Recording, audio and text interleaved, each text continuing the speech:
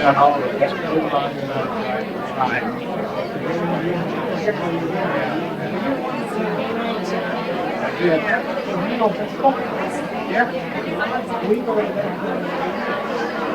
evening, ladies and gentlemen. May I have your attention? Okay. It's 6:30, it's that time. I believe we always start this with Linda. Would you like to give the invocation? Our Father, we're truly thankful for this another beautiful day that you have given us, and another time to celebrate our Irish heritage. We ask you now to bless each one here and each one represented, and bless this food and the ones that prepared it, and we give you the praise. Thank you.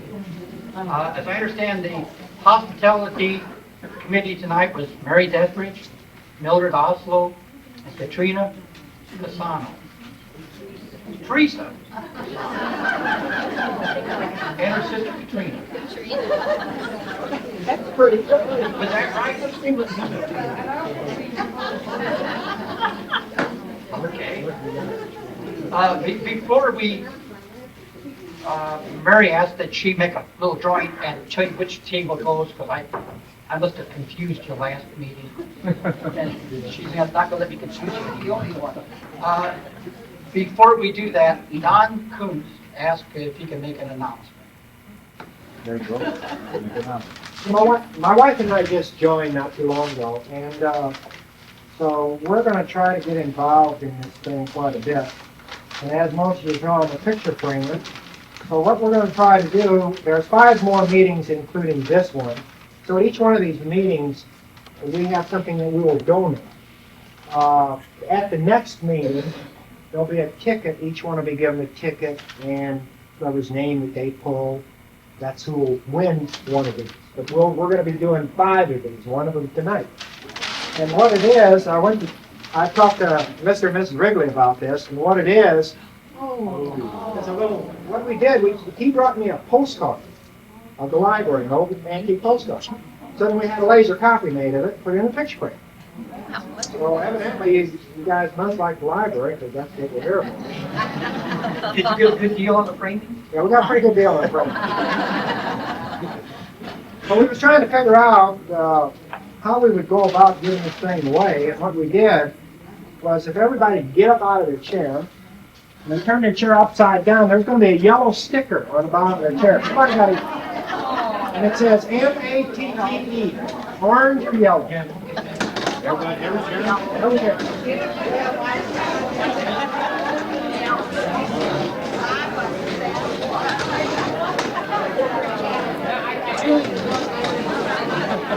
I should have known how to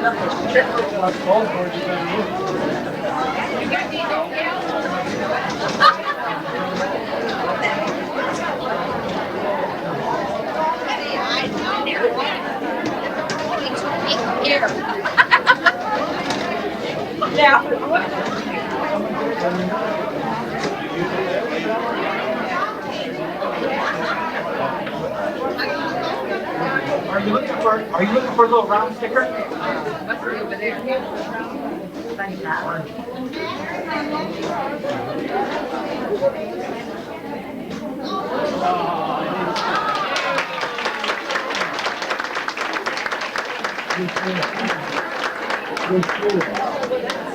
So the next time you come in, be sure to get a ticket.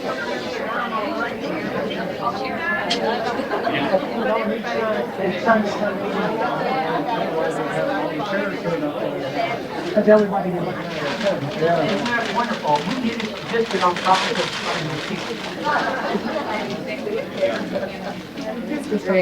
Very good. Don, remind me, next meeting, be sure and pick up the ticket up in front for the drawing. Okay? The head table will go first. And then Mary will tell you who will go after that. I'm not going to go first, but he is. Would be a trouble. Okay. Okay.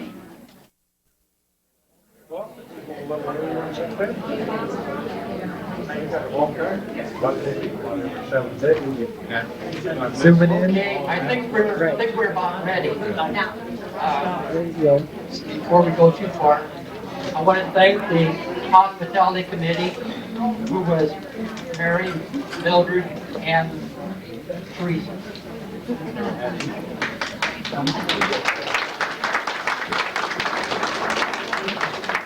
And again, they arranged this with Hilltop. I want to thank Hilltop for another excellent meeting. No, you can't hear me. Well, let's say it wasn't Hilltop. I knew it was Hilltop.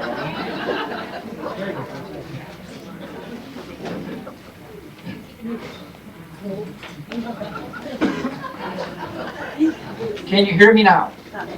Okay. Well, again, thank you, Hilltop. Before we introduce the speaker, we need to go around and see if there are any guests here tonight. Start here. Any guests? New people? No. New people we got. Well, introduce them. I brought my wife along. I was here last time. What's her name? What was that other girl's name? Last month. She worked the day job. I'm going to go back this way. Table, no.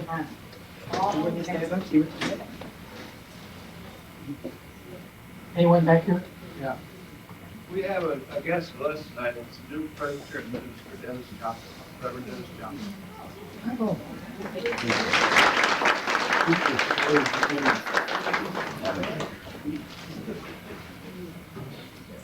Okay. Tilly? My guest is Mrs. Hostow. She's a minister's wife.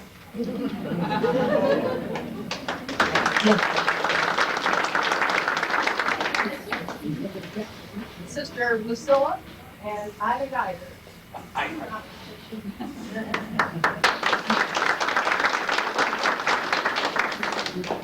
Is that all we've got tonight's the clergy? I can toss out this section.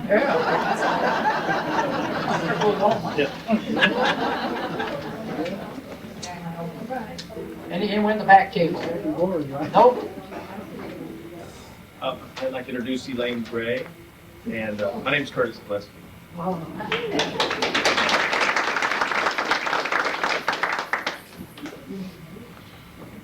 Anyone else here? Nope. Nope. Mom, anybody back there?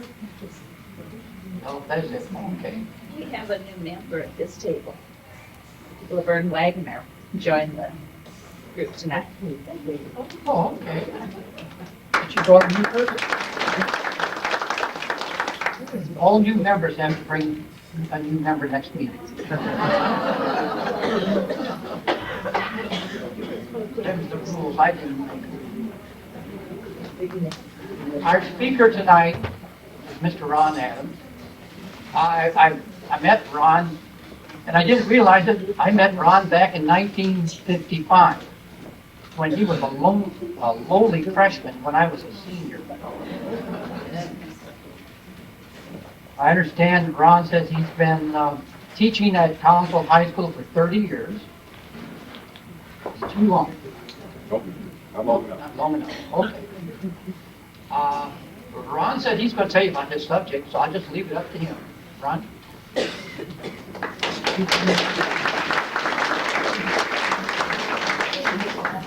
Good, always pause in advance, and that way I can run out when I'm done, I don't have to listen to the When I was called and asked to speak to the Historical Society, I took this whole occasion very, very seriously. And I began to read about the history of Collinsville, for after having lived here, since 1950, I knew very preciously little about the city itself. So I began reading about it. Oh, Devin. I got a voice can carry to the back row. Can you hear me now? All right. I said I took this subject very seriously. I hit the books and I began to read about Collinsville. I wanted to know about my subject. And the more I read about Collinsville, the more I realized if I came up here, I'd do nothing but make a farce of this and a fool of myself, because you people know too much for me to stand here and pretend I'm going to teach you something about the history of Collinsville. That left me with what do I know about Collinsville and what can I talk to you about for a few minutes. So, I can talk to you about a boy who moved here in 1950, me, who was hunting for a hometown and found it, Collinsville. This doesn't start though. Can I move this thing up a little bit? All right. I need to be mobile. I'm not used to being behind things. I teach in a classroom, and I found that moving targets are harder to hit, so I kind of... So bear with me if I have a tendency to pace a little bit. World War II. Let's step back for a minute. World War II. My dad was in that war. He was in the Navy, and Dad was on board a ship. Mom and I were ensconced safely here in the United States. We were living in East St. Louis in the Gompers at the time. It was sort of like a stable with nothing but mares and foals and no stallions around. They were all off to war. I remember distinctly that Mom every month got that check that they sent for families at home, but there was also other money coming back. And what Dad would do is every time he got paid on board ship, he would send all of it back except $5. He kept $5 for himself. Everything else he sent home. They had a reason. I knew nothing about it. I was a little kid. The $5 he kept, and occasionally they would gamble. If he won when he gambled, he immediately wired the money home. Made a few guys angry because they said that, you know, we need a chance to win it back. And he'd say, I'm sorry, I sent it home. If he lost the $5, whatever it was he bought for that month with that $5, he never bought.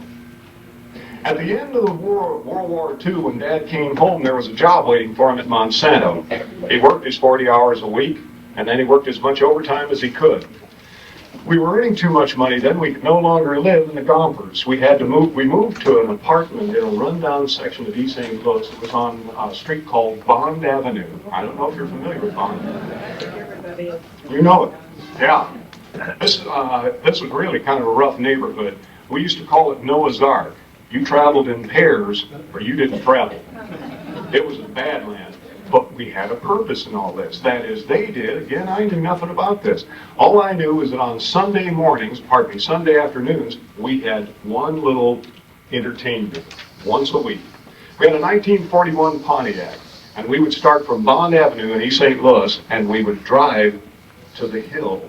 I had no idea what this hill was. All I knew was that it had a distant-sounding name. It was called Collinsville. And it wasn't down there on the flatlands. It was up there on that hill near God. Mom had lived in Collinsville when she was a little kid. And her dream was someday to come back to Collinsville. When she and Dad married, they were both just poor. Church mouse poor. And they saved, and they saved, and they saved. That money he sent back from the service, all those hours he worked overtime, they saved for a down payment for a house. They lived in the worst housing they could possibly live in, just so they could pour all that money into their savings account and live for that dream. Sunday afternoon, we would come up here and we'd come. Now, I don't know how many of you have lived in Collinsville for how long, so I may be speaking to two people in here, but you've lived in Collinsville for 40 or 50 years like I have. You remember some odds and ends, things like there was a water fountain. Now, it may not sound like much, but if you lived here when the waterworks was here, there was a water fountain down in front of the waterworks. You remember that? You come there on a Sunday afternoon, there would be a line at that water fountain. That was the best water in the whole area. People from Belleville, from East St. Louis, from Granite City, from everywhere in the world would come here to drink Collinsville water. It was well water. It wasn't that stuff they pulled out of the Mississippi and filtered the big chunks out of and you had to chew them with a drink. It was real well water. We came up with cups. It was almost like a holy ritual. You'd come up and get a drink, and we'd take the cup with us, I'm not kidding, and go on up. We'd drive up the hill, St. Louis Road, into Collinsville. We would circle around past the high school and then come down what is now called Beltline Road, past a small subdivision of post-war homes, little white clapboard houses. It was called Meadow Heights.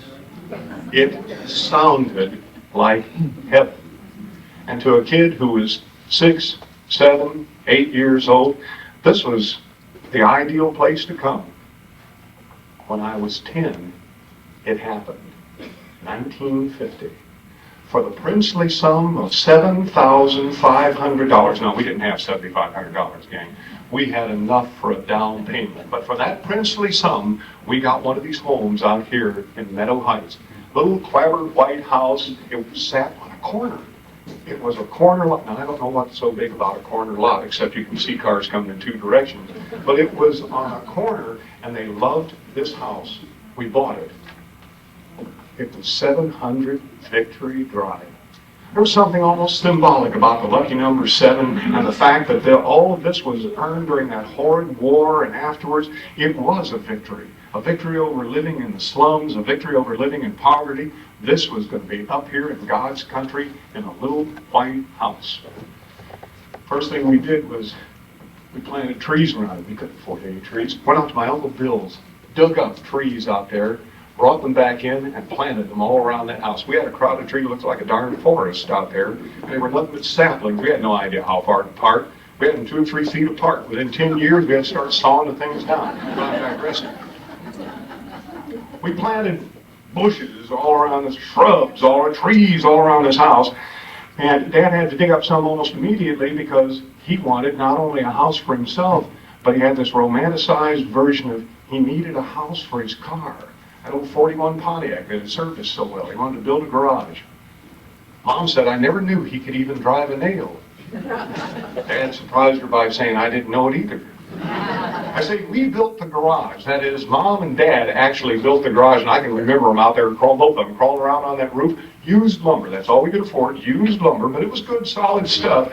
Used lumber and old nails. My job was to straighten nails. I had a concrete block and a small hammer, and I straightened nails and handed them to Dad. And he'd drive them and bend them, and then he'd use language.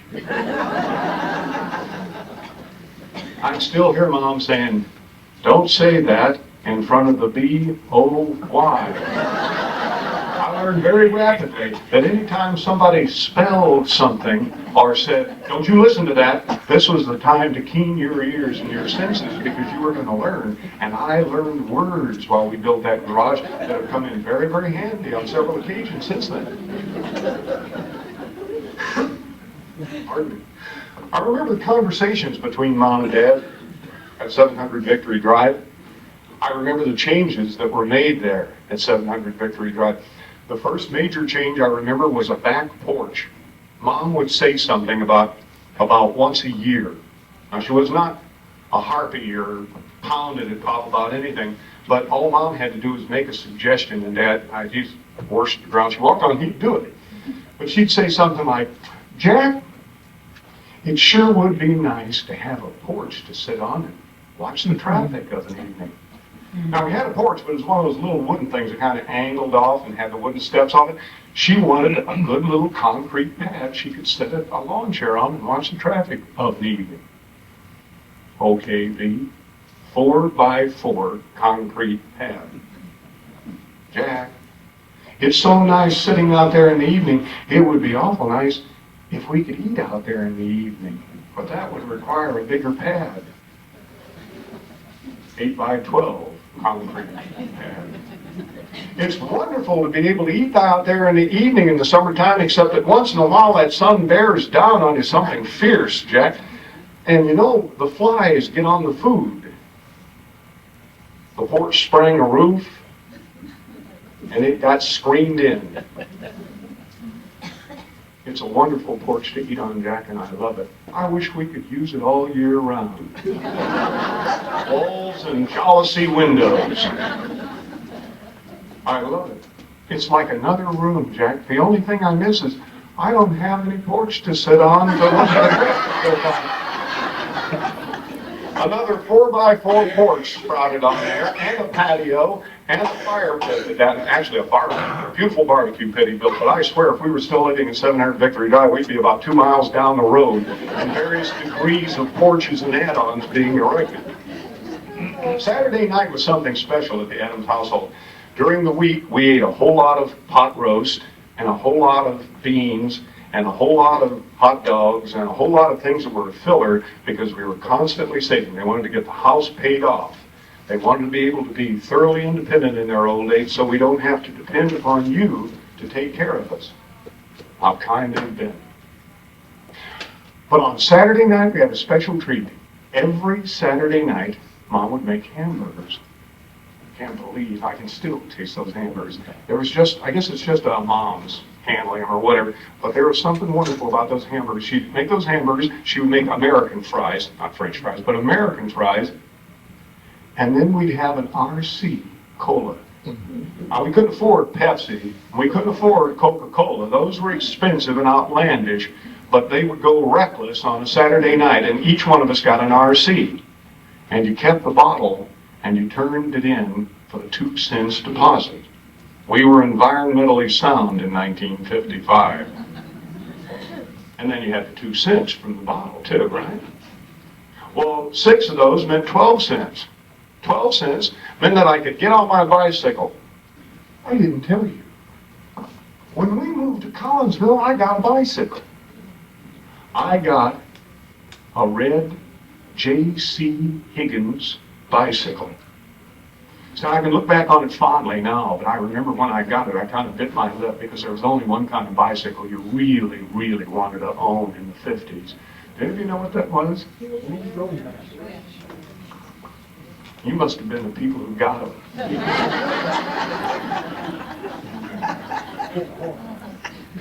You had a Hawthorne? I don't even know what a Hawthorne is. A cheese Schwinn. Well, I had something far below. This was J.C. Higgins, was put out by Sears. Schwinn had that slick, sleek body. There were rumors that there were even parts of Schwinn that were built out of aluminum. J.C. Higgins was built out of lead. Schwinn had those thin, slick tires, man, that would cling to the pavement. You could do 15, 20, 25 miles an hour on a downhill grade. J.C. Higgins had these balloon tires about as big around as my forearm. You could hit a rut in the road 2 feet deep and never feel anything except that mush. But you could never go more than about 5 miles an hour on a J.C. Higgins, no matter how much you strained. It built some beautiful calf muscles, but it was not much for speed. I had this J.C. Higgins anyway. What I was about to tell you is I had my J.C. Higgins, and I had 12 cents in my pocket, and I had to go down the road. Now I said, we lived out in Meadow Heights. I don't know what you know about Collinsville, but Meadow Heights was on this side of the road. There was the belt line, and then across the road, well, you know where Schnucks is? It wasn't in those days. What was over there? Oh, I got some Collinsville. Golf course was over there, and if you went down past the golf course, and down past the 1 street, Keebler, and if you know where Kmart is? At Kmart, there used to be an old house sat on that hill down there by Kmart, and surrounding that house at the base of it and running around the back of it was a sort of truck farm. And out front, they had this nice old stand, and you could go by there, you could buy fruit and vegetables there. This was long before they had big boy tomatoes. Now I'm telling you, the tomatoes were this big. They had cucumbers, looked like small watermelons. I was so impressed, and they were cheap. It was dirt cheap, and these were wonderful vegetables, very, very tasty, very tasty. What we did not know about this enterprising group who had this little vegetable stand was that this was not their only business. They actually had 2 businesses, which they kind of dovetailed. The other one was a sewer cleaning business. You see, a few people began to get sick from these veggies they bought at this roadside stand. Now, in 1994, we would have had lawsuits that would have lasted 20 years.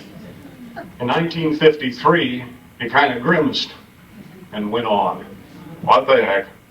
And they closed down the stand. The health department did.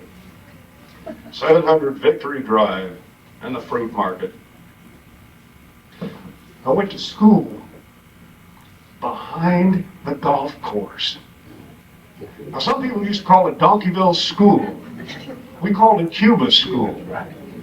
You know it? It was a little 2-room schoolhouse. Okay, a little 2-room schoolhouse with an ante room in front. That's where I went to school. There were just the 2 rooms in there. There was a lady who taught in the left room. My class, the only year I went there, was in the right room. I was taught, I'm going to call him Mr. Smith, okay? Because I don't want to use his real name. The lady, I don't even know what the lady's name was. And the only time I saw her was twice. In a full year, I saw her twice. passed before that door back and forth. Both times she was wearing black. I was sure she was in mourning for somebody. But she never came out and played with us kids. She never came out and greeted for those kids who came on the bus. Oh, I always rode my J.C. Higgins bicycle over to school. She never came out and greeted the kids who came on the bus. She never showed up anywhere. She never came to the window. She was always in the dark recesses of that eastern room. On our side, Mr. Smith had the class, but Mr. Smith didn't really have the class. He was a nice, sort of gentle fellow who had no business being in teaching. None. Now, I'm not saying he didn't have something to say. I'm saying he didn't have a very forceful character. And it was sort of weakened by it. Well, we used to say that he had these glasses that looked like Coke bottle bottoms because they were so thick. And he would take those off at convenient times and he would wash them.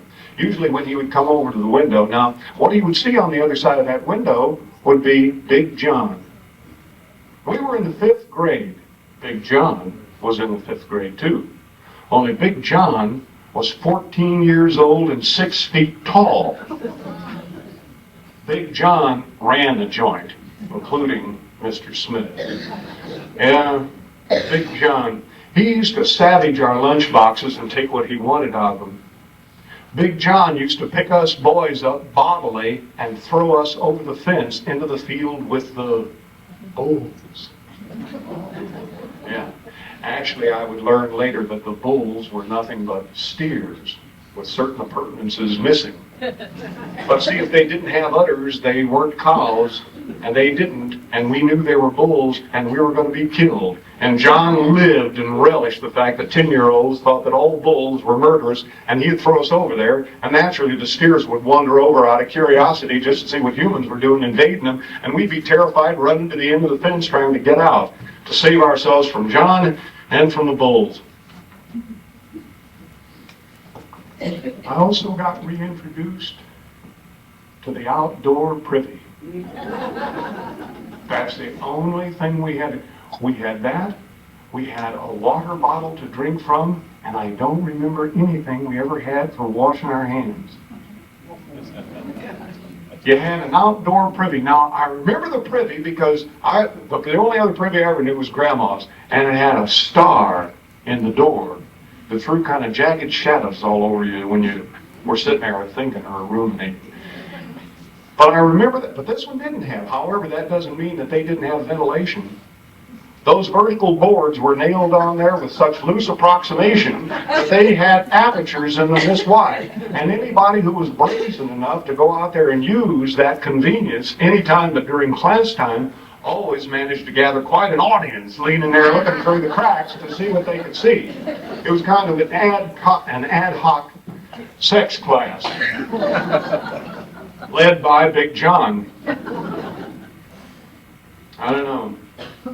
I don't remember anything this specific that I learned that year, except that I learned to feel sorry for and be sort of angry with Mr. Smith for not taking control of that class. I remember that I learned how to outrun 4,000 pounds of angry pot roast when it came charging across the field after I'd been thrown in with it. I learned how to hide my sandwich in the back of my shirt so that John wouldn't find it in my lunch pail, and I learned that you never lean back against those wooden balusters when you got that back there because it squeezes your jelly down into your underwear. These are valuable life lessons, people. And I learned how to retain my bathroom necessities for a full 8 hours. I told you I had a J.C. Higgins bicycle while I rode it over to school, but I rode it one other place too that saved my life on frequent occasions.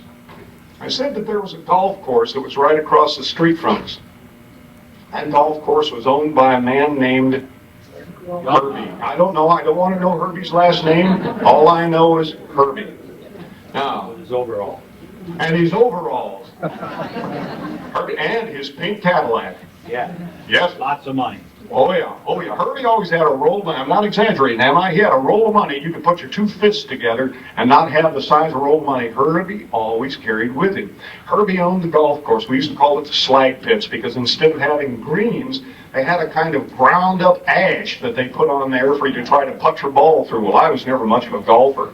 I was just amazed at all that manicured lawn and these ash pits that were around this post. See, all I knew about golf was I could profit from it. There were a couple of lakes back there on Herbie's property, and they were loaded with golf balls. And Bill O'Rourke and I used to, on regular occasions, we'd lift our, J.C. Higgins is made out of lead, I told you. Imagine lifting it over a fence. But we had to have it for quick escapes. Even the J.C. Higgins was better than being on the hoof when that Cadillac came over the hills. We'd drive down to one of those ponds, and our process was, one of us would wade or dive into the pond and pull out the balls and throw them to the other one. So say it was me in the pond and I'd throw them to Bill, we had baskets on the front of our J.C. Higgins bicycles, and we had fixed wire screens over the top. We'd lift that up, put the balls in there, and then we'd listen. All the time we were piling balls in, because you could sell those balls for 2, 3, 4 cents a piece to the duffers. Stand across the street from Herbie's little shop there and sell them to the guys coming in. They'd take them into the park, fire them back in the lake. You could recycle these things dozens of times.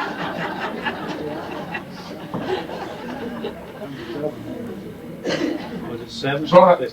So I'd be in there and I would be throwing them out to Bill, see, with both of our sets of ears keened toward those hills. Because Herbie had a 1956 white over pink hardtop Cadillac. It was a monster of a car, something crossed between GM and a tank. And it had bumpers on it. These were those Dagmar bumpers. They would have made Mae West blush to regret her femininity. They were so, shall we say, well endowed. It's a wonder that car wasn't pulled down into the dirt. It weighed so much in the front. But Herbie would put his foot in that car, and you'd swear he was out on a public highway when he'd go driving across. If you've ever seen Herbie hit those hills, baby, that Cadillac was bouncing. Those fins were meant to fly, and Herbie knew it. Herbie weighed about 400 pounds, and in that Cadillac, he looked like gelatin itself, flashing around in there in those big blue jeans. But Herbie'd come after us because he did not want anybody stealing his golf balls. And when we'd hear the low, throaty rumble of that Cadillac coming over those hills, and we'd see the flash of those white walls and the glister of those monster bumpers, we knew it was time to jump on the J.C. Higgins and fly as much as you could fly on that lead-footed J.C. Higgins. But this was one of those rare times when those legs came in handy, all that pumping muscle came into handy. We could climb vertical hills and head for 2 sycamores. Those sycamores were within an inch of Herbie's fenders, and he dared not rip the fenders off that Cadillac, and he'd come screeching to a halt on the other side of those fenders, on the other side of those sycamores, while Bill and I escaped over the fence, taking our golf balls with us. It was an endless game with Herbie. Herbie's Lake is where we swam for business. You know Stout's Lake? Yeah. See? Stout's Lake's where we swam for pleasure. Somehow, Mom always knew when I'd been swimming at Stout's Lake. And we tried to be awful careful about it. As a matter of fact, most of the time when we went swimming at Stout's Lake, we went, in deference to those of you in the club, au naturel. Occasionally, we would keep our underwear on. I presume it was probably because I had these slightly gray-green jockey shorts that Mom knew. But I think it was that slick odor of the lake that was in my hair when I passed beneath her at the sink, you know? But she'd say, "You've been over there at Stout's Lake swimming again, haven't you?" "Yeah, Mom, I've told you to stay away from there. It's dangerous." "I know, Mom." But then we went back. All us kids in Mile High swam over there. Mom got a phone call one day. I heard the phone ring. Dickens 41553. Were you around when we had Dickens numbers and the operators just, yeah. Dickens 41553. Heard it ring twice. That meant it was us. We were on party line. Picked up the receiver. She wasn't on that phone more than 2 minutes, and she was out the back door, had the car keys in her hand. "Come with me," she said. She picked up my little brother, who was only 4 years old. She carried him next door to the neighbors, to the Spagnons. She left him at the neighbors, and she pulled me by the hand into the car. "You're going to go see something." We drove over to Stout's Lake. A boy had drowned. They hadn't found his body yet. Now, I know to some of you this may sound very grim and very grisly, and why would a mother take her son over there? It's because she thought if this boy spent his life doing this and dying in this lake, it was going to have some cause. If nothing else, it was going to teach her son the rigors of taking a chance and going into any unguarded waters. She wasn't the only mother who felt that way. Before that afternoon was over, and during the next 2 hours when they searched for his body on the bottom of that lake, they accumulated something like 200 people, mothers, fathers, and kids, all sitting on that hillside waiting to see whose body was going to come out because nobody knew who it was. It was Big John. He'd finally taken one too many dares. "Swim across the lake," somebody had said to him when he was tired. John always accepted a challenge. And he swam. Almost. He went under about halfway across. We saw him pulled out. Mom said, "You're going to go down there. I want you to see death by drowning." I still remember John's face. I still remember that gray, blue, ashen look. I still remember those eyes open but lifeless. I still remember that pool of water in his open mouth. And then we went home. And I stayed away from Stouts Lake for almost a week. Well, it's more daring to swim in a place, be brave enough to swim out there where it had taken Big John. And so all us kids went back to swimming in Stouts Lake. So much for juvenile logic. The other entertainment I had was right here downtown.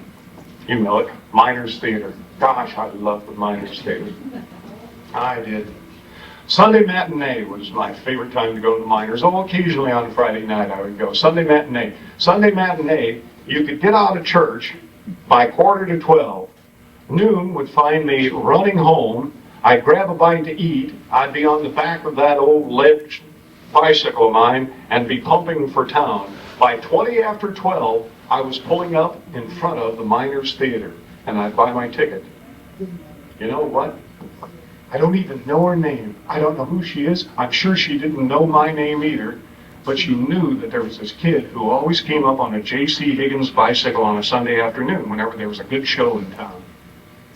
I had nothing to do with the bicycle, and she'd always tell me, "You know what kind of jogs in there?" She'd say, "Just put your bicycle there, I'll watch it." And I'd park the bicycle there, and I'd come out 3.5 hours later, and the J.C. Higgins would be parked there. Nobody ever bothered him. I always assumed it was because nobody wanted a J.C. Higgins bicycle. Bagel freedom. I think no, it was because it was just, I don't know, maybe a gentler age. And you could leave a bicycle parked out somewhere, and the first person who passed by wouldn't steal it. Before I went into the show, though, I made a trip 2 doors down. Here. Hear 'em? They know what I went down there for. You went to Dean's, didn't you? You went down to Dean's and you bought your candy down at Dean's because it was what? Free for a dime. Free for a dime. You went to the show, you paid a nickel a piece for them at least. You go to Dean's, you could get candy 3 for a dime. I knew exactly what I was going to get. I always got the same candy every time. I got a bar of bit of honey. I got a box of Juji fruit, and I got a Heath bar. I see the bit of honey and the Juji fruit, I didn't like either one of them. But they stuck to your teeth and they lasted a long time, and I had to sit through 2 matinees, you know, this is a double feature. It wasn't one of these single shows. These were double features, and you had to have some long-lived candy. So I eat those. As a matter of fact, I always sat on the balcony. Never sat down on the main floor. There was something about sitting on that first row in the balcony. You were almost flying and floating over the rest of the whole theater. And you'd line the candy up there on that balcony and eat them one at a time. You never had to take your eyes off the screen all the time you ate. There was no telling what had been on that thing. But I never paid it. You were a kid. You didn't get diseases. I'd sit there and eat all that candy, and I saved the Heath bar for last. That was dessert. It was small, but boy, it was a delicious candy. How'd you get your candy in the show? Don't tell me you just carried it in. I always thought they were going to strip search us at the door. I did. They'd look at you, you know. They knew I had candy. They just didn't know where. But I had learned with Big John, I learned how to carry candy. You slid it down the back of your shirt and walked real straight, and they didn't see it all hanging back here when you were doing it. Well, I'm sure they didn't. They never stopped me. It's kind of hard to spin around and get it around front when you got inside. Mostly you had to just dump your shirt tail out. I saw my first CinemaScope picture at the Miners Theater.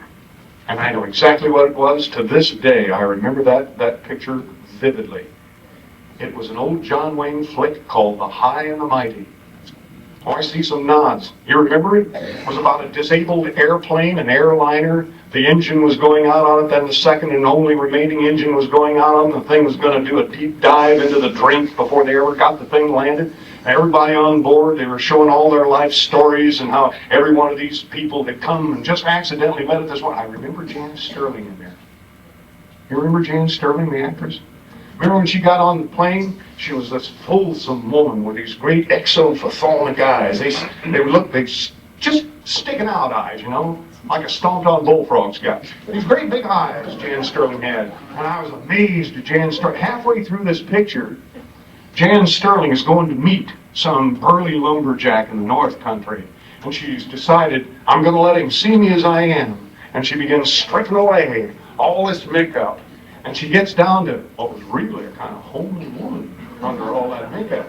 You know, Jan Sterling had always struck me as kind of a striking beauty. But once she stripped down all that paint, there wasn't much of a shell underneath it. I'm telling you, there were some real lessons to be learned in how much of the world was not what it really appeared to be. I thought about that when I looked at Jan Sterling without her makeup. There were a lot of lessons to be learned there in the Miners Theater. I went there once on a Friday night and I saw, what was it, War of the Worlds. Did you ever see War? I saw War of the Worlds.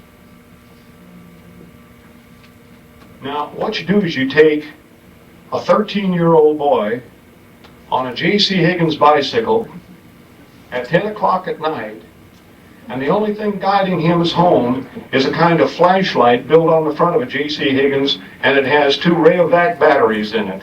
This is the only light he's got to live by and get from downtown down here to Meadow Heights. And he has to go a couple of back roads. I'm sure that when those workers were done on the road that day, and they set those horses aside sort of off in the woods, you know, the yellow horses they used to have with the blinking yellow lights on them, I'm sure they never thought anything about a kid coming home from seeing War of the World. They never dreamed that this little kid would be flying along on his J.C. Higgins bicycle and he would see what had to be invasion from outer space and a spaceship sitting off in those woods.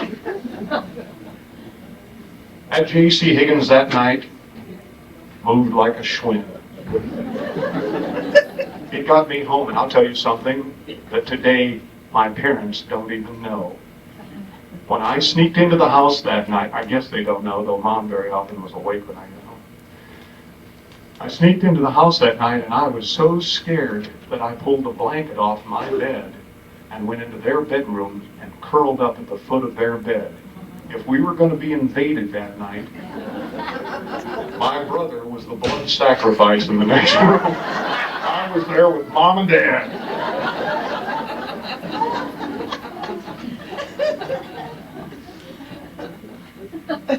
One of the most enjoyable times I had was Christmas. About 2 weeks before Christmas, I had $2.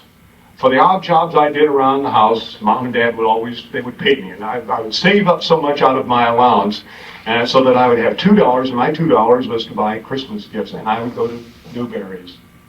Newberry's had 4 aisles of everything in the world that a 10-year-old boy could possibly want to get the people he loved. I had 5 people to buy for. Grandma and Grandpa were easy. I always got them handkerchiefs. His name was Roy. You could get them with an R on it. Her name was Mita, and you could get them with an M on them. And so I always had that pat. I knew I could get them handkerchiefs. For my pop, they had a tool section in there. Now, I'm sure if he ever used these tools, they probably broke, snapped, or got coiled up the first time he ever tried to use them. But I could get Dad a tool.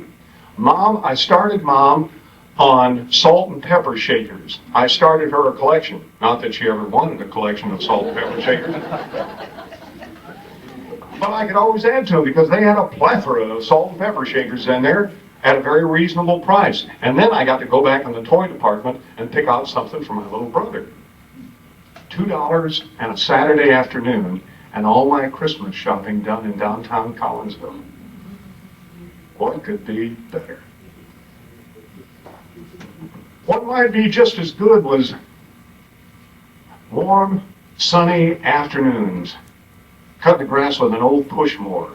Dad and I shared the job back and forth and back and forth and back and forth. Usually Dad punctuated it by digging a new hole over the septic tank. He was always transplanting failing trees and bushes over the septic tank to get them going again, you know? We listened to Harry Carey on the radio calling a baseball game. Baseball's a fun sport, but there's only two ways to be with it. Go over and sit in the park or listen to it on the radio. Watching it on the idiot box just doesn't do. You have to be outside doing something in the yard and listening to Harry Carey.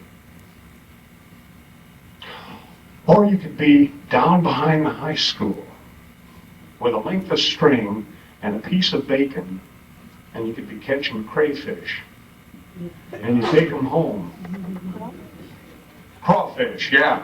Crawdaddies, yeah. What else you call it? Yes. Out of canteen? See, now I wasn't allowed to go that far. No, but down there behind the high school, I could go down there and I could catch crawdaddies. I could catch crawdaddies. I'd take them home and I'd ask Mom to cook them, and she'd say no. And I said, well, they cook crayfish down in Louisiana. And she said, they don't do it in Illinois. I guess she knew something about that drainage ditch I didn't know. Dad always took them though, and then he'd go and translate them into a new bass, and Mom would cook the bass.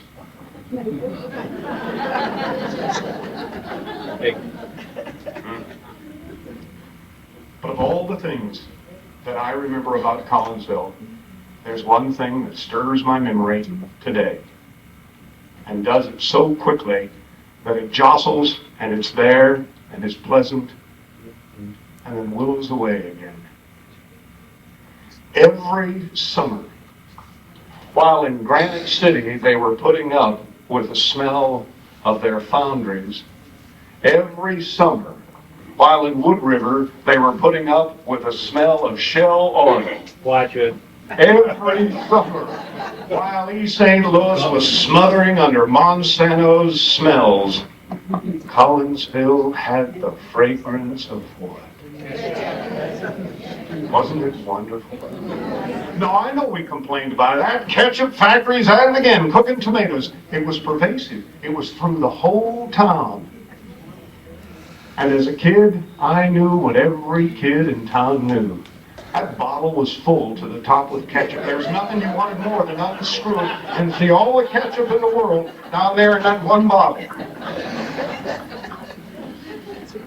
40,000 gallons.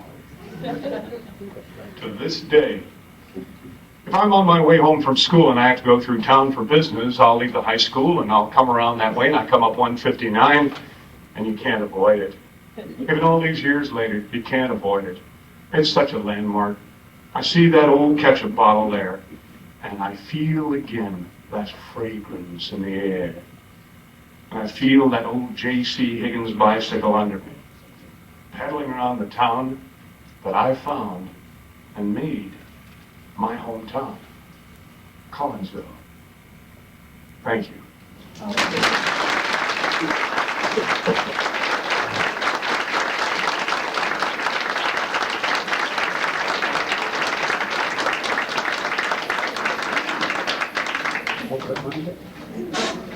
Thank you very much, Ron, for the memories. Big John was in the first grade with me, and he was 14 at that time.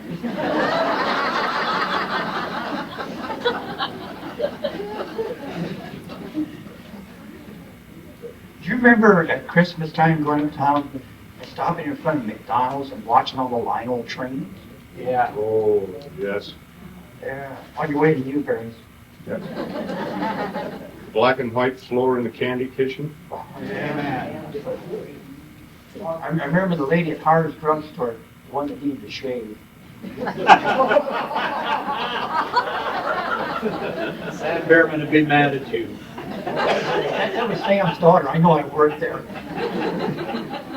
I worked there for, I think, 2 weekends. He fired me. That was the first job I got fired from. Let's get on with our business here. Wait a minute, Granite City wasn't all that bad.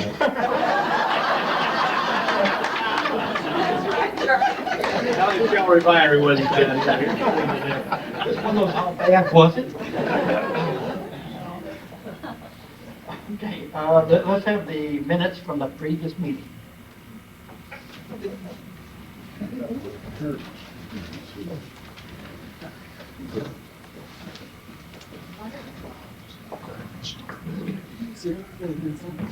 Wrote it down more.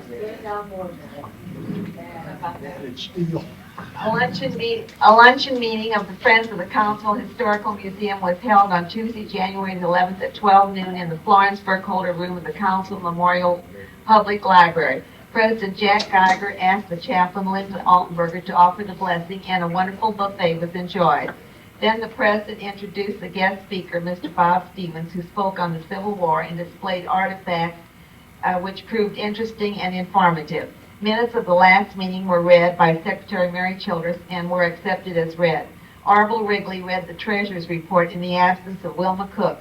Balance on hand as of November the 8th, 1993, $3,244.79. Current CD value, $1,694.36. Balance on hand as of January the 11th, 1994, $2,652.51. Motion to accept report carried. Hospitality chairpersons Tony Pala and Vice Bartolotto announced the Hilltop Cafe was catering the meal today. Tony said she and Vi would be hostesses to start off the year and asked for volunteers for future meetings. The president then called on the museum curators Floyd Sperino and Arvil Wrigley. Arvil said the library basement has a neat room for our donations, and although it is small, it is fantastic. Floyd spoke on the J.C. contribution to the museum of $1,790. 2 matching display cases and 1 male and 1 female mannequin have been purchased. They will be used for the growing collection of uniforms. He expressed thanks for the J.C.'s financial support and interest in the museum. Floyd also said, "We are in need of a couple of good wigs, a black and a brown one." Under new business, Lucille Stamen announced that under the Ketchup Bottle Preservation, a group are going to the City Hall on January the 17th to present petitions on preservation of the Ketchup bottle. It will be a program on why we want the bottle painted and the history on the bottle.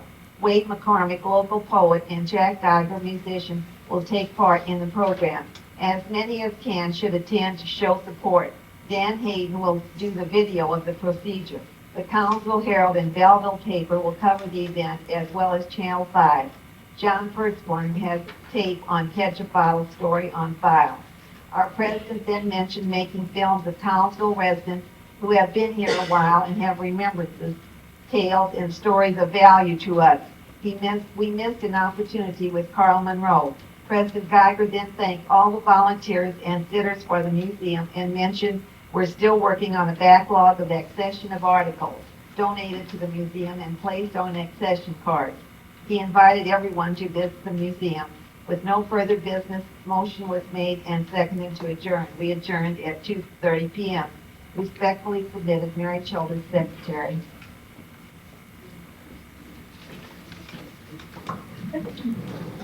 Thank you, Mary. Is there any corrections to the minutes? The minutes are accepted as read. Treasurer's report?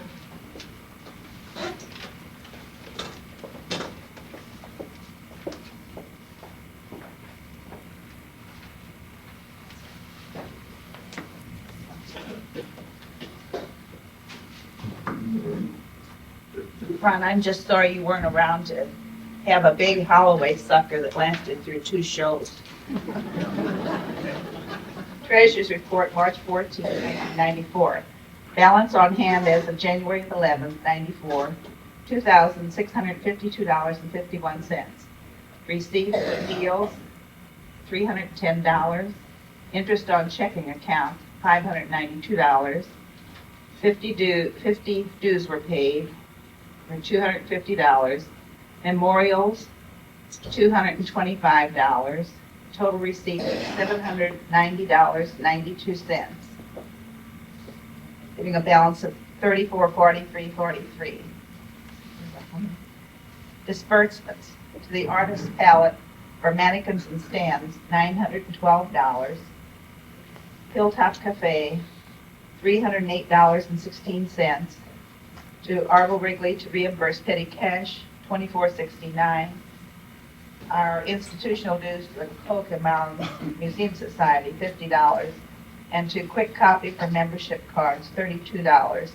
Our total disbursements, $1,326.85, leaving a balance on hand as of today, $2,116.58.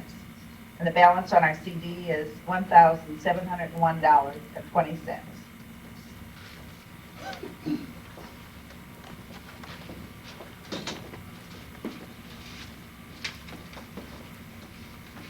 Thank you. Any corrections? Jack, I think that might be the one. She said there was checking in was $500 and some dollars. $5.92. Okay. Yeah, I believe you read it as 500 something like. Interest rates are going up.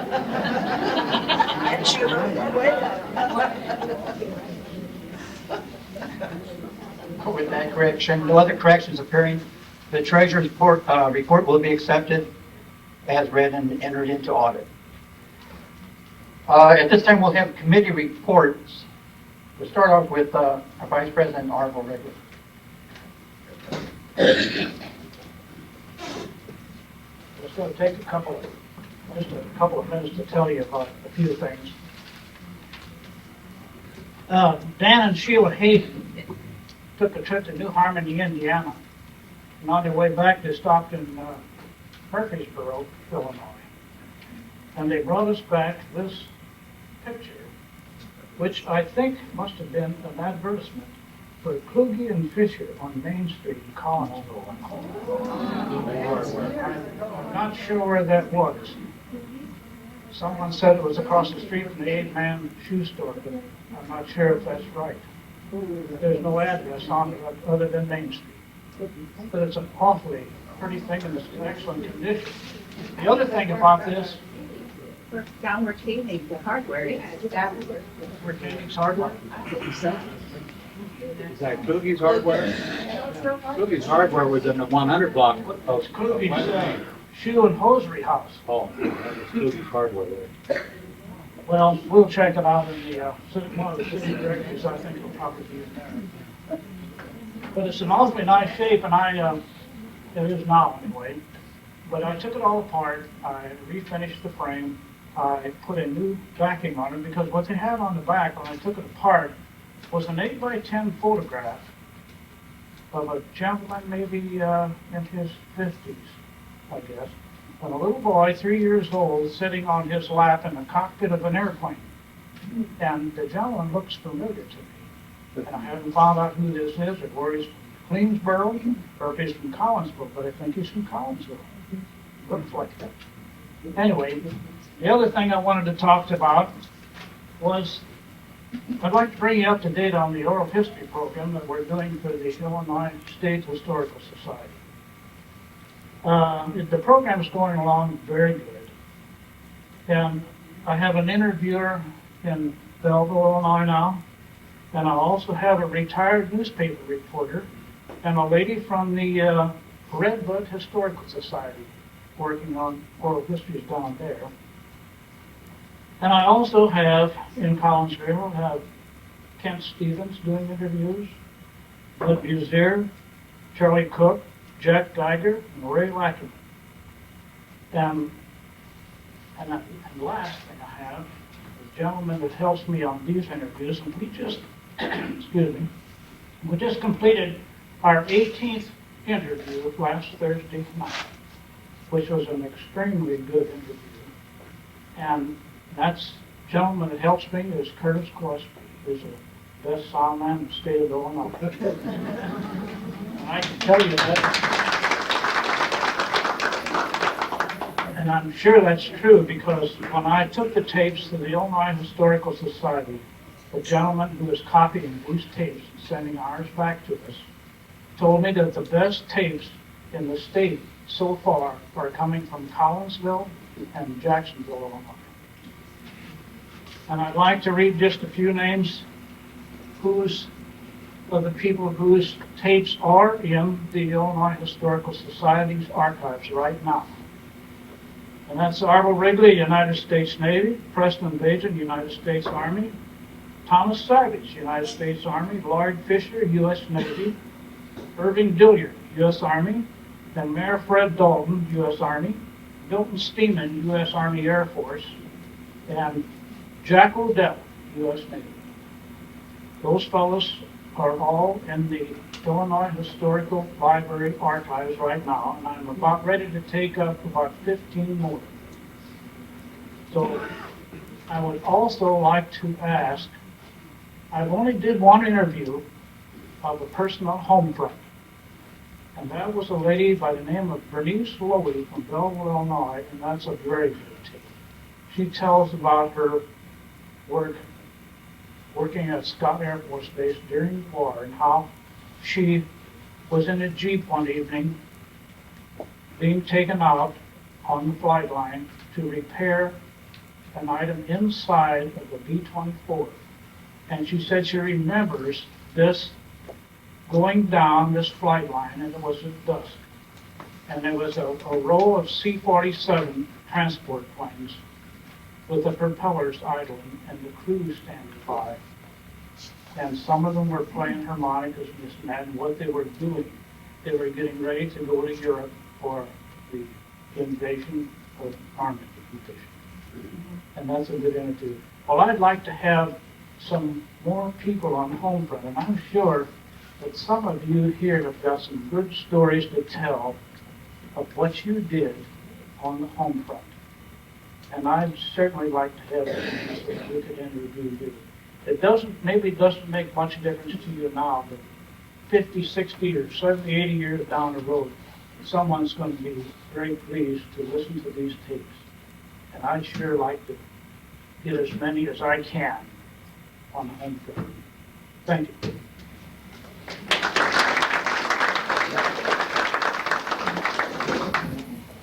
Thank you, Arnold. Laurie.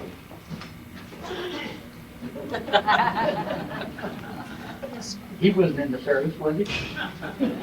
I am now. So we go quicker and talk about, since you're there behind the tape machine. Since I'm the cameraman tonight, I'm gonna come over here and see what I look like on TV. First of all, I'd like to thank our speaker tonight, Ron. I know he did a lot of research in that, but you're gonna take Michael Jackson's place with them hands out. You are a video cameraman's nightmare. But I got something. That was great. Talking about the video camera, we have 3 cameramen. Myself, Dan, and Jeff getting broke in tomorrow night. But we started our program of videoing historical people in Collinsville. We already have some of Irving. And tomorrow night we have a date with Heinz Fletcher. And we have repeated programs that we've set up to go through the year. And we're going to have all these people on tape, which I think is a marvelous improvement for the museum to be able to recollect all the things these people said, just like this man said here. And they go back a little further. So you see we're getting a wonderful collection. But back to the museum, being one of the curators. Last meeting we talked about the 2 mannequins that were so graciously donated by the JCs. Now they're not new, they're renovated. They look like new. If you recall, when Newberry's closed a couple of years ago, they gave us 2 children, a boy and a girl. They were very, very dirty. And Arvil scrubbed them up the best he could, but they didn't have arms. And so what good are mannequins without arms? So in the process of shopping for our mannequins that the JCs donated to us, we were able to fit arms on the 2 kids. And you saw the people who are mentioned in the back of your newsletter, Becky Reinheimer from Four Eyes Flowers. She did the faces and eyes and the lips. We're very grateful to her. Stitch and Fine put faces on some wooden hangers that we had, and they mixed the paint, the flesh color, to match the other mannequins. We took the hand off of the lady in there, and the little boy came in when the hand was missing, and right away, there's a hand missing. They don't miss a trick. And so we have a boy and a girl. Beautiful. We have a family. A man, a woman, a boy, and a girl. The boy is about 6 years old, and the girl is about 10 years old. Now, we have a family, have wonderful clothes for mom and pop. We got nothing for the kids. But we're looking ahead in hopes that we will have sometime wardrobe for the boy and girl show. But now, this is where you come in. If you have anything or know anybody who has a nice outfit, coat, pants, or a shirt, pants, hat, dress, whatever, vintage, and when I say vintage, that's like 50 years older or more. And this is a very, very difficult field. And you remember when you were a kid, you had to pass it down to the other kid, and all those clothes are wore out, majority of them. But there should be someone around who has saved something, would like to see it protected in the museum, contribute to the history of Collinsville. So if we get an outfit for the little boy, an outfit for the little girl, it will be a beginning. So we have a happy family. And thank you for your support.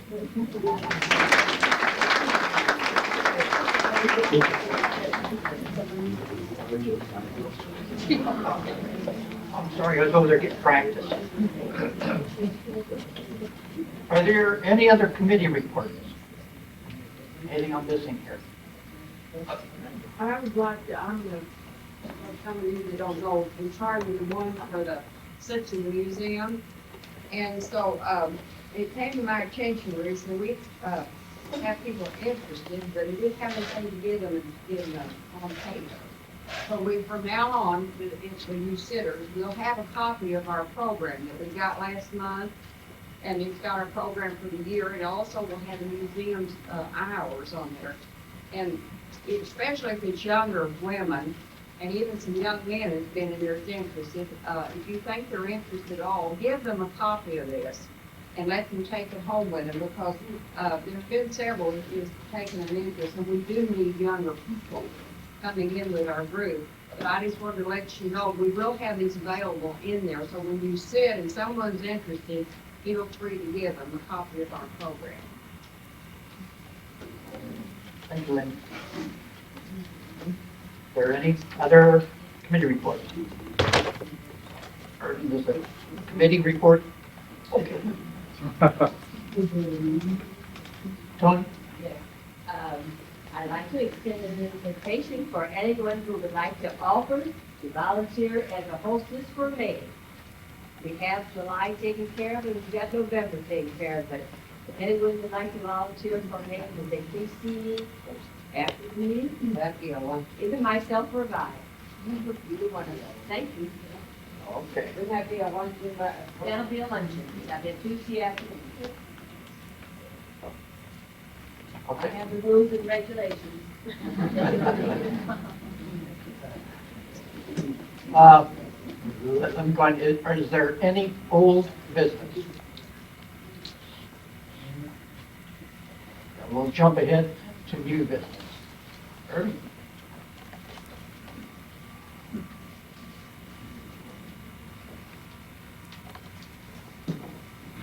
We've had a very fine business program since the speaker.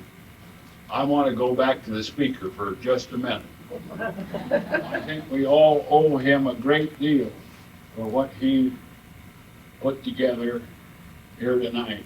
And I'm so glad it's been recorded for the future. It'll be used many times, more than we would realize. But I want to say something to him, and the rest of you can join in on it. You owe something to somebody, and especially, although you've mentioned that somebody a time or two. But what I'm going to suggest is But just imagine this now. Now, we aren't going to really do it, but just imagine it.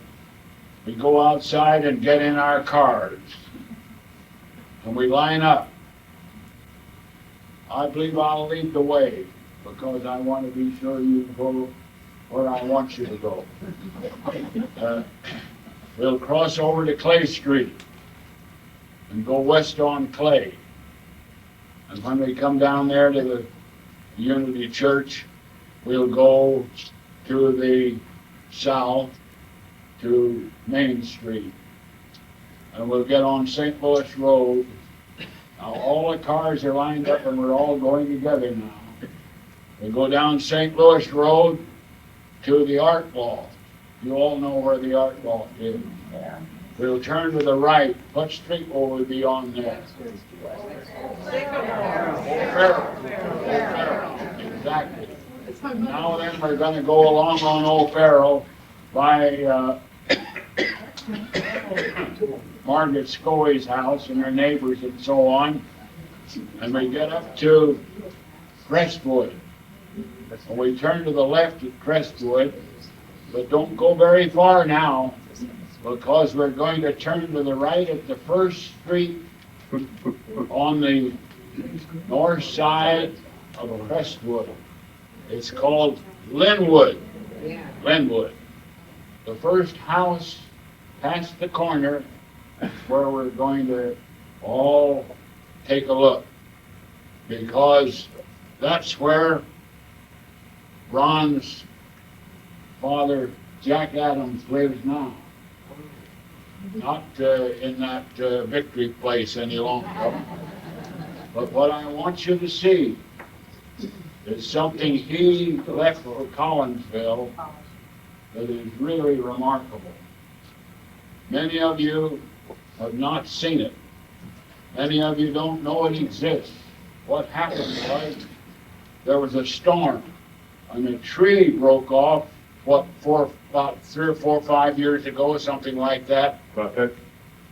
Across the top, he cut it even, and then he took the bark off, and he has carved faces into that tree. And unless you have seen those faces, you have missed something, and you have something to look forward to in Collinsville. Because there is no totem pole anywhere like that, I know, anywhere this side of Alaska. The faces that he's carved there are remarkable. They've got eyes that just follow you around like this. Isn't that right, Ron? Well, I do hope that those of you who have not seen the totem pole of Jack Adams do go see it. And let me tell you this, within a year, I guess, hardly longer than that, another tree broke off in the back of his house. And he has begun to work on it as well. So you've got something to see. The first house on the right on Linwood, which is the first street off of Crestwood after you've left O'Farrell. I salute your father, Jack. So do I, Irving. Thank you very much. You have a very kind father, and what he's done for Collinsville is important. Thank you. Thank you.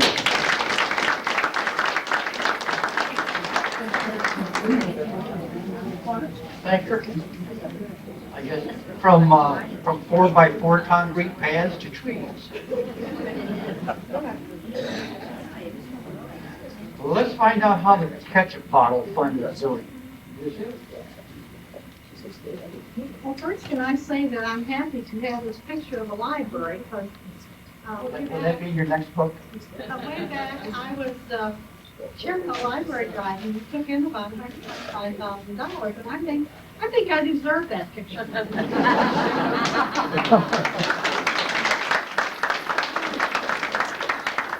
I want Buzz here to talk about what's coming up Thursday, but I will tell you that we gave our presentation at the City Hall, And it was really fun.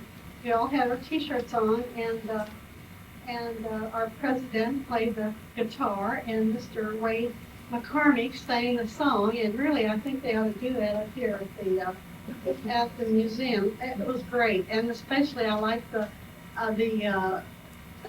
lines that said that when the family rode in their car, the kids would argue to see who got to sit on the ketchup bottle side. And I thought that was just startling. Anyway, we're supposed to be on the agenda real soon. And one of the council members said to me, well, how can we not vote it down with all of us? So many have been part of it, you know. So we're wanting them to accept it without the responsibility of that it will cost them anything. Now, we have about $14,000 now. We've made more on t-shirts than we have on cash donations. This town is a little bit not, they don't do too well with cash donations. Right, this has happened many times. But anyway, we've sold a lot of t-shirts.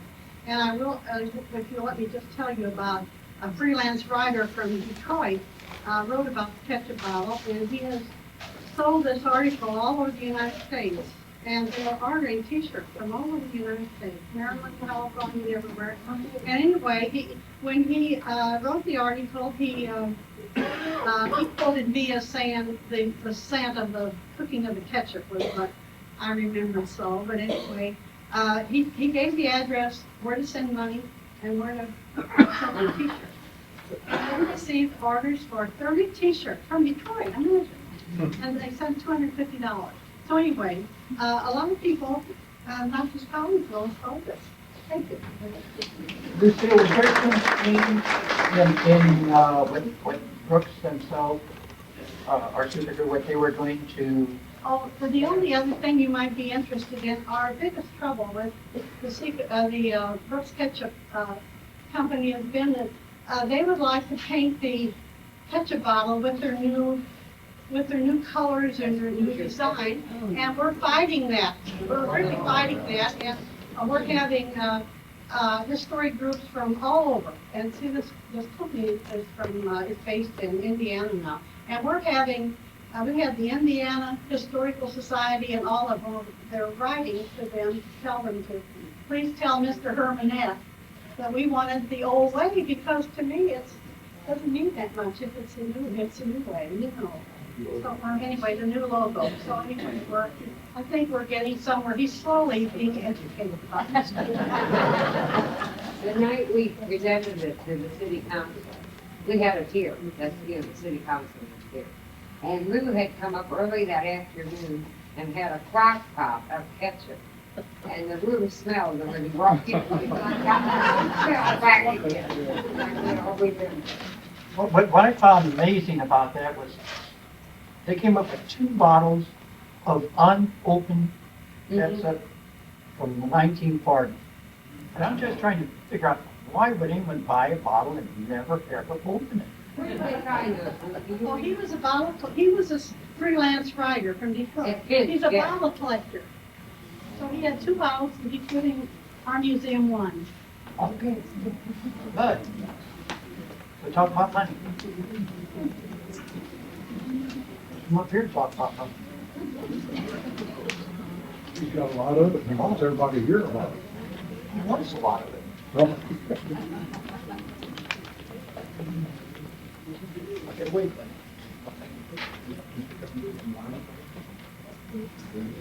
I chose to come up here so I wouldn't have to miss out on anybody hearing me. We're talking about now the activity Thursday night, which is at the Silver Moon. The folks have put together a real interesting program. The buffet will be corned beef and cabbage, of course, and the place opens at 5 o'clock. The dinner starts at 5:30, and they serve from 5:30 to 8. According to what I've been told by Lucille, if you happen to have any thoughts about getting a group together and need a table, you must call down to reserve a table. If you're not going in a group, then it's catch as catch can. they have about 90 items to auction off, and I've been told by others that one of them is supposed to be a basketball that's autographed by the players of the Illinois University basketball. That didn't happen. Okay, I didn't say that. Then, maybe I didn't say this too. It's supposed to be a pair of swimming trunks that were used by, I didn't say that either. Somebody tell me what they're auctioning off. No, they told me, that's what I asked for, was a pair of Tom Jager's trucks. But Harry said that he told them that they buy them about 2 sizes too small because they have to fit like skin, you know. And when they get out of that water, they're torn off. Oh, okay. So he said nobody bought them, but he sent an Olympic in and a signed poster. Okay. So, you won't be able to win a basketball that's been autographed by all the players of the University of Illinois basketball team. You won't be able to buy a pair of Tom Yeager swimming trunks, but there will be 90 things there for you to buy. The DJ for the evening is a young man from Collinsville. Many of you might know him as Paul Muniz. His radio name is Paul Jeffries. And then from 9 o'clock to 12:30, Cheyenne, the great country band, is going to entertain you with a little bit of music. And those of you that like the line dance or whatever they call that nowadays, you can do that too. So, what I'm up here for is to tell you that I have tickets for sale.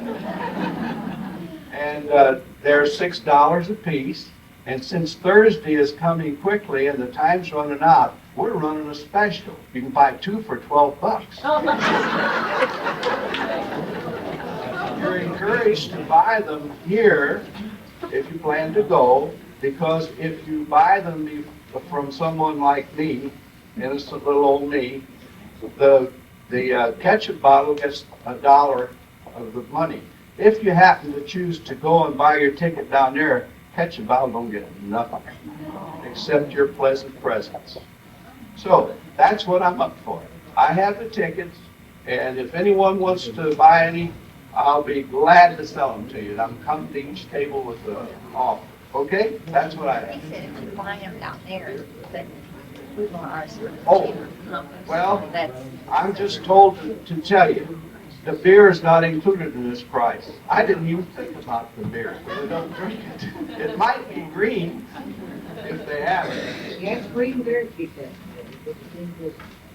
There's a set. Okay, now, will coffee and tea and things like that be included in the meal? No, you have to buy any drink. You have to buy any drink. So the only thing that this ticket buys is food?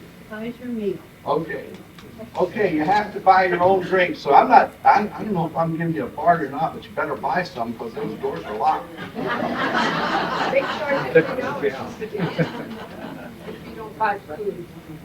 I didn't know he wants the swimming trunks 2 sizes too small. I've got them 3 sizes too small. It just turned out that way. Have to cut mine off and get on. Anybody else? You did the wrong table.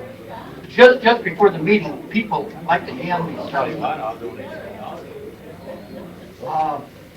There is, the University of Illinois Mount Vernon Extension Center is presenting a step-on tour guide training for people who would like to be tour guides, regional guides in southern Illinois. It's a 6-hour classroom instruction, 7-hour on the bus practicum. The only problem is it takes place down at Merz Landing in Metropolis. And it'll be on, classroom is Saturday, April 23rd, the on-bus practicum is Saturday, April the 30th. It costs $20. And I will leave this information up on the front table for those that are interested.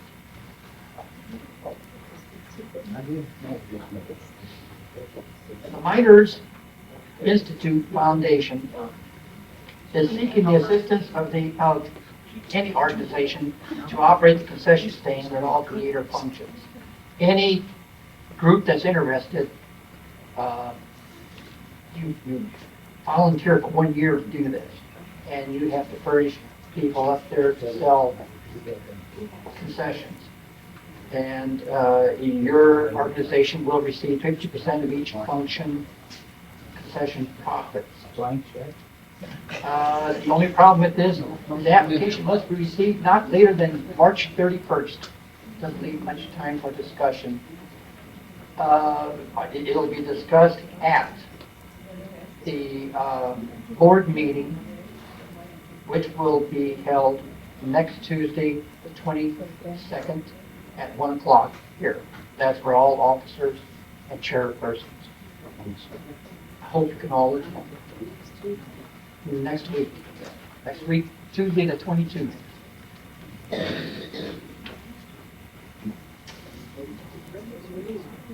Is there any other business, old, new, whatever?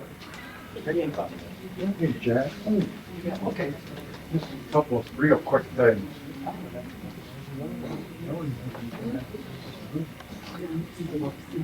Mainly one, when Ron said the nasty remarks about Granite City. We haven't said anything about St. Patrick's Day. How many are Irish in this bunch? I mean, it was a shame that we wouldn't say nothing about the Irish. And me being from Granite City, we got thousands of Irish from Dover, Tennessee. Well, they come from Ireland through Dover, but anyway, what I was going to say, you know, as far as Ireland, the wife and I was over in Ireland last year.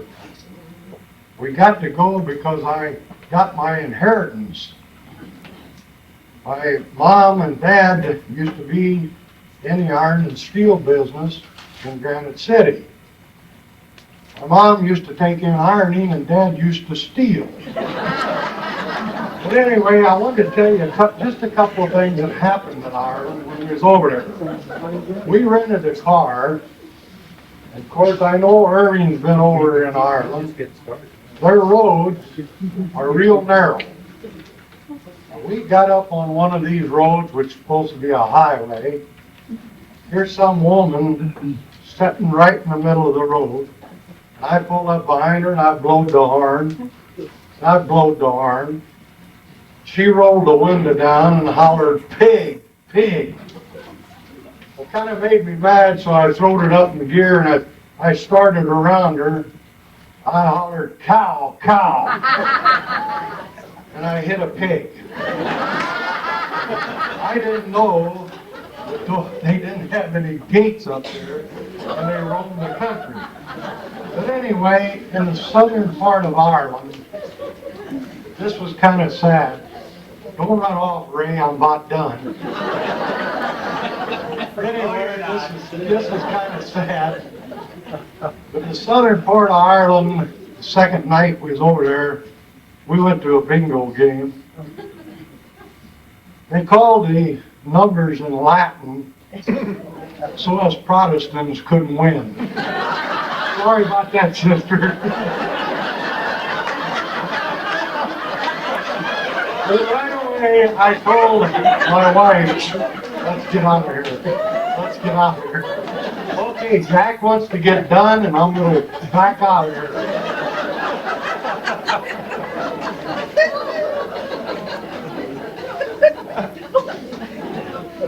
If we get letters from the cleric. No, you won't tell nobody, will you? He was pretty clever of him.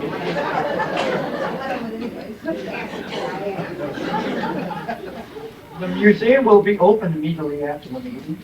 Please go in and take a look around.